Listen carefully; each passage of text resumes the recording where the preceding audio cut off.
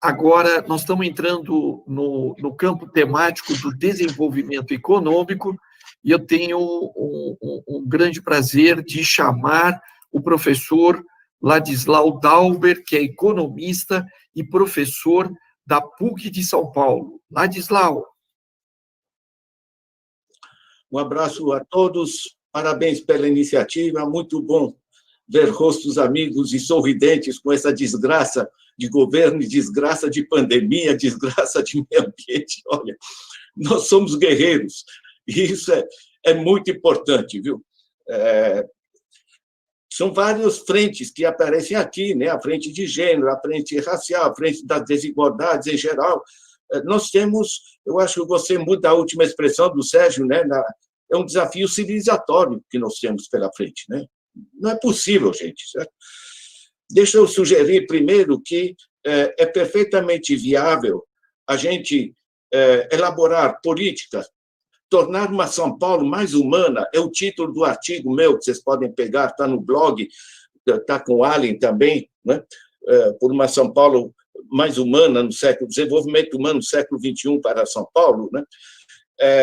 Nós não temos problemas econômicos propriamente, tá? Se eu pego os 5 mil reais que o Allen estava mencionando, a realidade, Allen, é que isso aqui é por pessoa. O que nós produzimos de bens e serviços em São Paulo dá 20 mil reais por mês por família de 4 pessoas.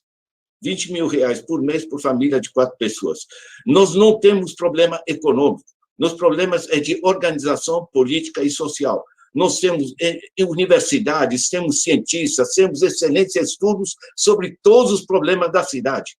O que falta é organização política e social, da importância dessa eleição. Deixa eu dar um exemplo dessa desgraça que nós temos. Saíram os dados da Forbes, 42 pessoas no Brasil, 42 pessoas, tá? Aumentaram as suas fortunas em 4 meses de pandemia, de março a julho. Essas 42 pessoas aumentaram suas fortunas em 180 bilhões de reais. 180 bilhões de reais são 6 anos de Bolsa Família, certo? Para 42 pessoas em plena pandemia e não são sujeitos a impostos, porque são lucros e dividendos distribuídos no Brasil, não são sujeitos à tributação. Aqui, professor Ladislau paga 27,5% sobre o salário. Isso aqui é uma balbúrdia social e política e de organização. Então, o problema não é propriamente econômico, é de organização política e social. Eu acho que nós temos que enfrentar, em termos propositivos, as dimensões da gestão. Eu vejo muito, vou na linha também do Sérgio, do Allen, com que a gente tem discutido, né, do Vicente e tal, na descentralização. Né? Nós somos 12 milhões de habitantes, você resolve alguns grandes problemas, você sim tem que fazer um banco municipal. É um escândalo a gente estar pagando juros malucos aí para bancos privados, coisas do gênero, certo? Tem políticas globais, mas essas políticas do conjunto da cidade devem ser no sentido de reforçar os sistemas descentralizados, né?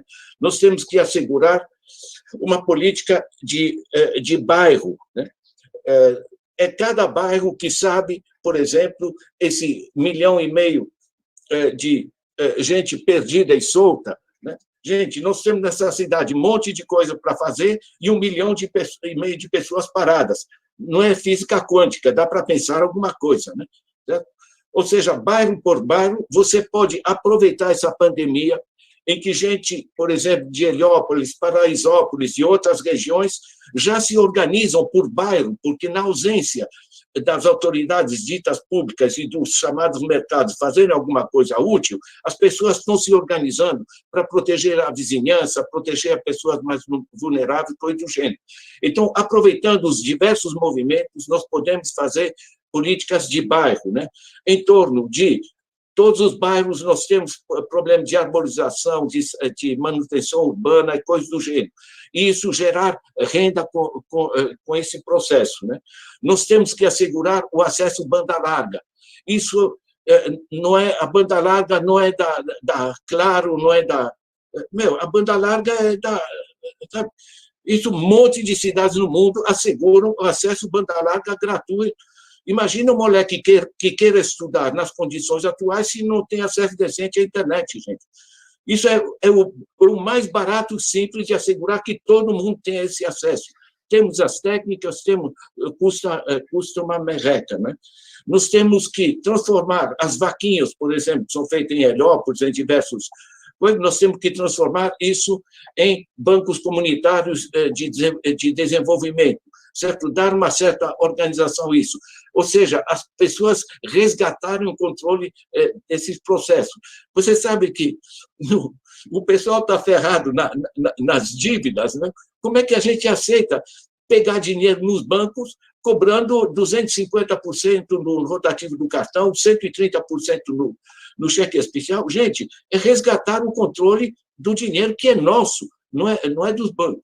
Ou seja, as políticas são muitas.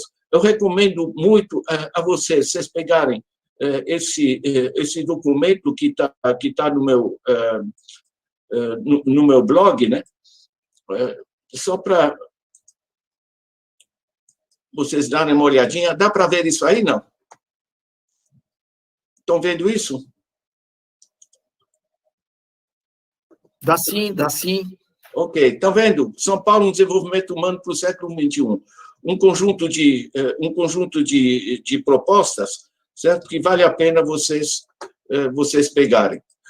É isso aí, gente. A lista de coisas, a gente sabe o que fazer. Nós temos os recursos, né? Temos as tecnologias, temos excelentes técnicos nesse país e temos a balbúrdia política que temos. Isso é uma questão de organização, de pressão. Então, a eleição não é só de políticos, é de reorganização da cidade para que funcione. Isso envolve, comunidade por comunidade, a gente desenvolver políticas descentralizadas.